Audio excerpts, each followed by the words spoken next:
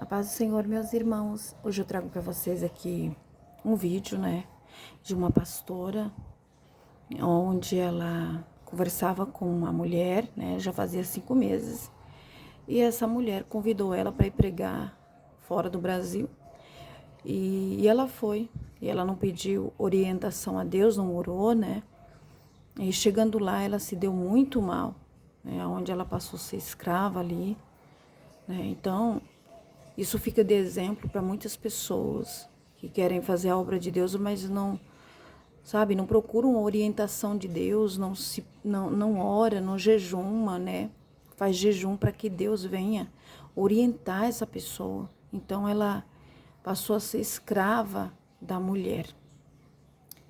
Então vocês que vão ver esse vídeo, vocês deixem aí a opinião de vocês, tá bom? Deixa a opinião de vocês. O que é que vocês acham sobre isso? Eu vou deixar o videozinho dela falando. E no finalzinho vocês deixam a opinião de vocês. O que é que vocês acham? Faltou sabedoria na irmã? Se inscreva também no canal, você que não é inscrito. Não esquecendo de deixar o like. Deus abençoe e vamos pro vídeo. Meu nome é pastor Helenice Oliveira.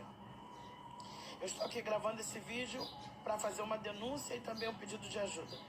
Eu gostaria que você assistisse até o final e que marcasse as emissoras de TVs, os repórteres, os advogados, juízes. Eu preciso que esse vídeo chegue às autoridades competentes para que possam me apoiar. Eu não sei como agir.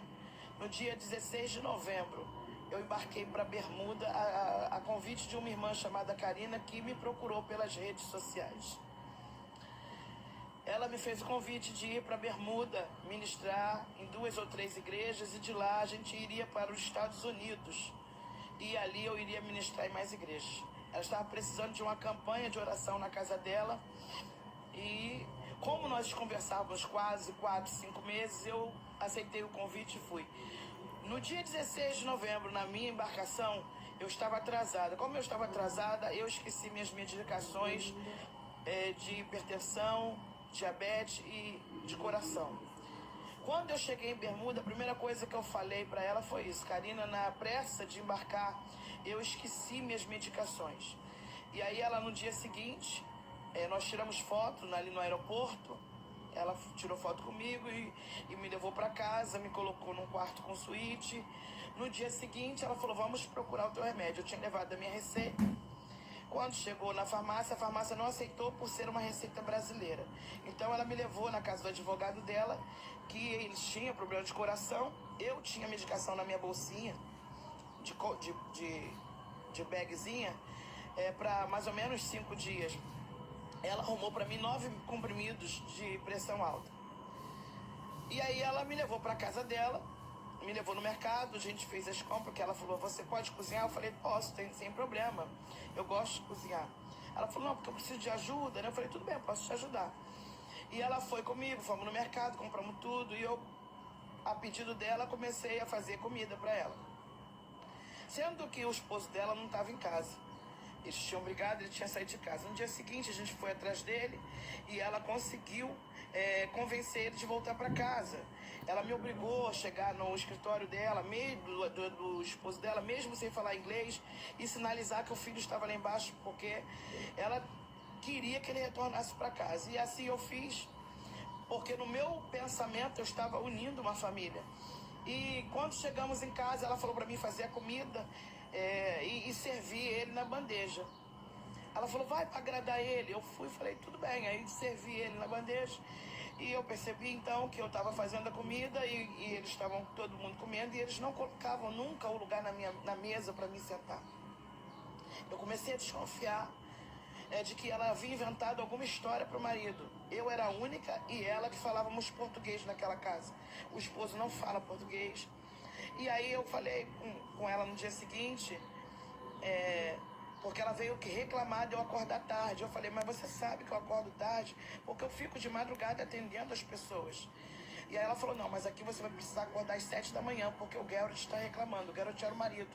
E eu falei: ué, mas por que ele está reclamando se eu vim aqui como pastora evangélica? Ela disse: porque eu falei para ele que você veio para servir o Nick. Aí eu falei, mas por que você disse? Pra ele aceitar a tua vinda e tal. Eu falei pra você, eu falei, não, você me fez o convite de vir para pregar em 2, 3 igrejas, e você disse pra mim que todas as despesas, tanto passagem, ida e volta, todas as minhas despesas aqui seriam por tua conta. Inclusive você falou pra mim que era me trazer pouca roupa, porque aqui você compraria tudo, pra mim não trazer peso na viagem. Ela falou, eu sei que todas as despesas são por minha conta. Eu falei, mas já marcou com as igrejas para me pregar? Porque eu vim para isso, eu vou fazer a campanha na tua casa e vou pregar. Ela falou, não, ainda não marquei, mas eu vou marcar. E aí eu falei para ela, Karina, eu vim para isso.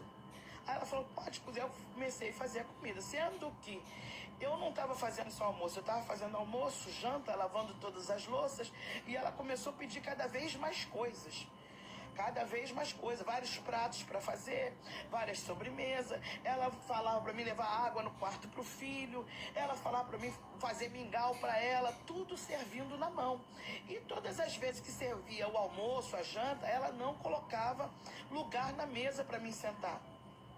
E eu comecei então me sentir constrangida. E aí eu comecei a perceber que ela mentiu pro marido dizendo que eu ia lá para ser empregada.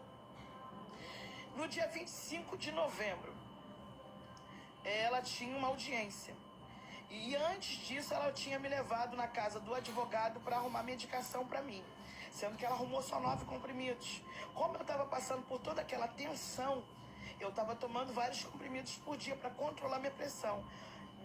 Durou só uns 3 dias de medicação. Então eu cheguei para ela e falei, Karina, eu preciso que tu compre as minhas medicações.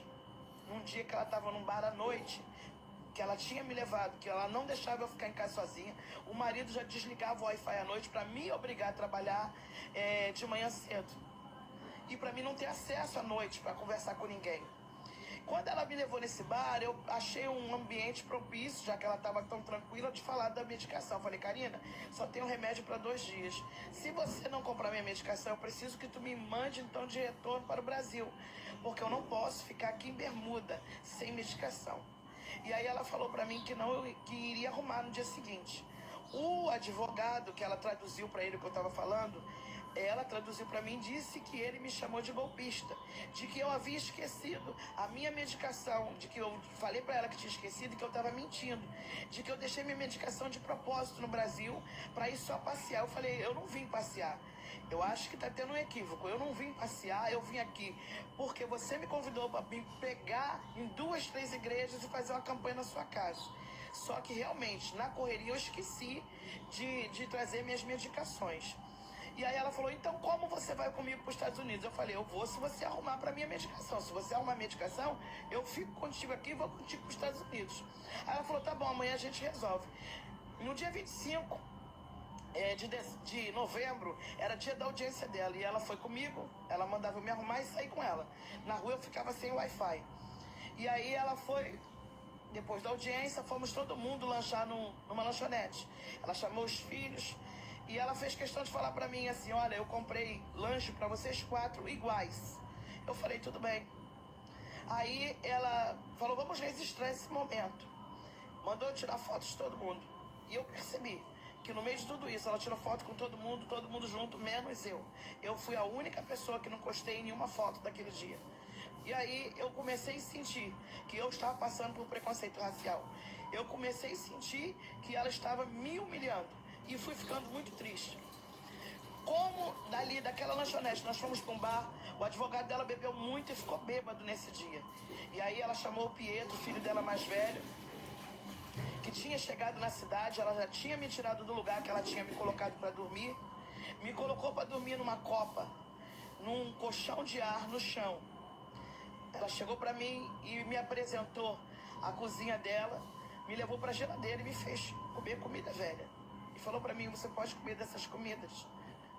E ela me abriu uma marmitinha que estava com a comida com mofo. E ela disse que não estava estragado, que dá para mim comer. E eu olhei para ela e falei, como eu vou comer isso? Ela falou, porque você está acostumada, né, a ser tratada como uma rainha. Eu falei, não, sou acostumada a ser respeitada. E não se faz isso. Ela falou, teu esposo trataria alguém assim na tua casa? Eu falei, não, porque meu esposo sabe recepcionar as pessoas. E não é assim que se trata alguém. Eu não vim aqui para isso. No dia 25, depois da lanchonete, nós fomos para esse bar. O advogado bebeu tanto que ficou bêbado. Ela chamou o Pietro para levar na casa dele. E entramos dentro do carro, fomos levar o advogado. Quando ela entrou com o advogado, que ela mandou ficar no carro junto com o amigo do Pietro, ela agrediu muito a mulher do advogado. Ela disse que bateu muito e só parou porque ela viu que o filho estava na casa. E ela disse que falou pra ela, pra mulher: olha, se você chamar a polícia, amanhã tu não acorda viva. Porque eu conheço pessoas nessa ilha que eu posso pagar pra te matar. Eu fiquei muito desesperada quando ela relatou isso pra mim no carro. Quando chegamos em casa, ela falou pra mim conversar com o Pietro. Porque o Pietro, o filho mais velho que tinha assistido essa cena, estava muito revoltado. Eu botei pra gravar o meu celular, gravar o áudio e chamei o Pedro pra conversar porque ela pediu pra mim. E aí o Pedro falou que ele contou a história, que ela batia, a mulher chorava e ela não parava. Ele chamou a mãe de louca, tava com muita raiva. E eu me senti muito ameaçado porque ela falou pra mim: eu posso mandar matar, eu tenho dinheiro pra isso. No dia seguinte ela saiu cedo, ela acordou transformada e disse pra mim: como é que vai ficar a questão do remédio? Eu falei pra ela: eu não tenho mais medicação, então eu preciso que tu me mande embora. Ela disse: você é uma golpista, você usou do meu dinheiro pra chegar até aqui e passear. Eu falei: primeiro que eu não estou aqui passeando, eu tô aqui o tempo todo como empregada na tua casa. Eu que não vim pra cá. Pra isso eu não estou me sentindo bem. Eu estou sem medicação. Eu te falei desde que cheguei que eu esqueci. E você falou que ia arrumar. Ela falou: mas agora eu não vou mais. Você liga pra tua família, liga pros teus membros e fala pra eles que você precisa que levantem o dinheiro, faz uma vaquinha, porque eu não vou pagar a tua passagem. Só daqui 90 dias. E eu falei: então como é que eu vou ficar sem medicação? Ela falou: isso não é um problema meu. E saiu. Eu liguei para minha casa, liguei para os meus membros e notifiquei o que estava acontecendo. Foi a primeira oportunidade que eu tive. E quando ela chegou à noite, ela veio totalmente agressiva conversar comigo. Me chamou de favelada, falou para mim que eu era uma favelada, que eu te tirei da favela. O meu sofá para você é luxo.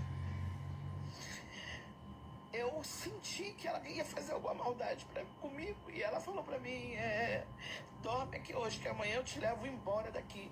Eu não vou pagar tua passagem, eu vou te deixar no aeroporto amanhã de manhã. Eu vi nela que ela ia cometer algo comigo. E eu falei: então me leva agora pro aeroporto. E ela me levou pro aeroporto e me deixou lá. Eu fui comprar um café. Eu tinha levado $220 para passar na imigração. Quando eu fui pagar o café, eu percebi que não tinha dinheiro nenhum na minha carteira, que eles tinham pegado. Ela me deixou naquele aeroporto sem dinheiro, sem falar inglês, sem nada. Eu entrei então na internet pelo Wi-Fi do aeroporto e comecei a pedir a socorro às pessoas que estavam ali. Uma mulher ali me ajudou muito. Chamaram a polícia.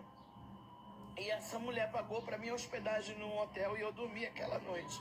No dia seguinte, a polícia me pegou naquele lugar e eu dei meu depoimento naquele lugar. E aí eles conseguiram organizar para que eu retornasse ao Brasil. Sem dinheiro. Muito humilhada. Porque eu ali fui escravizada. Eu ali sofri pressões psicológicas muito grandes. Eu ali fui obrigada a trabalhar, acordar às 7 da manhã e dormir à 1 da manhã, sem descansar, sem nada, fazendo só as coisas que todos ali mandavam. E eu não tinha sido convidada para ir para lá, para isso. E eu falei, e eu percebi que não tinha igreja. No hotel que eu estava, chamaram um brasileiro que trabalhava lá, o nome dele é Rodrigo. Esse jovem muito me ajudou. E ele disse que essa mulher era endemoniada e que essa mulher estava mentindo para mim. Que essa mulher me levou para lá para me fazer de escrava. Eu não tinha ainda parado para pensar que fosse isso. Eu falei: não. Ele falou: a senhora não está entendendo. A senhora recebeu pelo trabalho? Eu falei: não. Ele disse: é mentira. Essa mulher não frequenta a igreja. Ela é uma mentirosa. E aí me levaram para o setor de imigração e entraram em contato com o consulado e então conseguiram me trazer de volta para o Brasil. Mas eu estou aqui porque eu preciso denunciar essa mulher, porque eu descobri que essa mulher já cometeu vários crimes. Ela responde vários processos de agressões, então eu preciso que esse vídeo chegue às autoridades competentes, porque o que ela cometeu comigo foi um crime racial e outros que eu nem conheço. Então eu preciso que divulguem e que chegue às emissoras de TVs. Eu preciso que chegue às autoridades competentes do Brasil para que me ajudem a processar essa mulher. Eu tenho todo o nome dela, eu já fui assessorada lá em Bermuda, mas eu preciso aqui no Brasil denunciar essa mulher. Então você que está assistindo esse vídeo, compartilhe o máximo de pessoas possível, porque eu fui humilhada, eu sofri preconceito racial, eu fui obrigada a trabalhar para uma coisa que eu não tinha sido convidada para isso. Eu saí do Brasil para pregar o evangelho e para fazer uma campanha evangélica na casa dela, uma campanha espiritual, e não para ficar trabalhando lá na casa dela. Então eu preciso da sua ajuda agora.